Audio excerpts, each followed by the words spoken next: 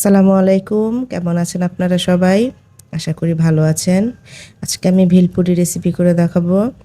আমি ময়দার যে ডোটা মেখেছিলাম সামহাও কোনো কারণে সেই ভিডিওটি স্কিপ হয়ে গেছে।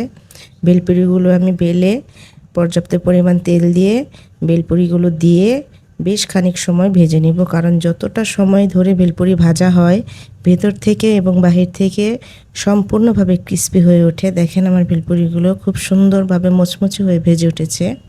এখানে আমি কিছু সালাদ কেটে নেওয়ার জন্য কিছু সবজি ইউজ করেছি। আপনারা চাইলে আপনাদের পছন্দসই যে কোনো সবজি দিয়ে সালাদ বানিয়ে খেতে পারেন।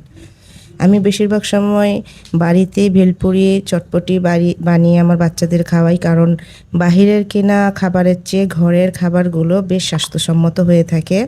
বাহিরের খাবারে যতটা হাইজিন মেনে চলা হয় না, ঘরের ভিতর আমরা মায়েরা হাত ভালো মতো পরিষ্কার করে ধুয়ে এনে হাইজিন মেনটেন করে খাবার তৈরি করি। এখানে আমি ডাবলির ডাল সিদ্ধ করে সেখানে চটপটির মশলা এবং আমার কেটে নেওয়া সালাদগুলো দিয়ে দিলাম। দেখেন কতটা সুন্দর লাগছে, আলহামদুলিল্লাহ।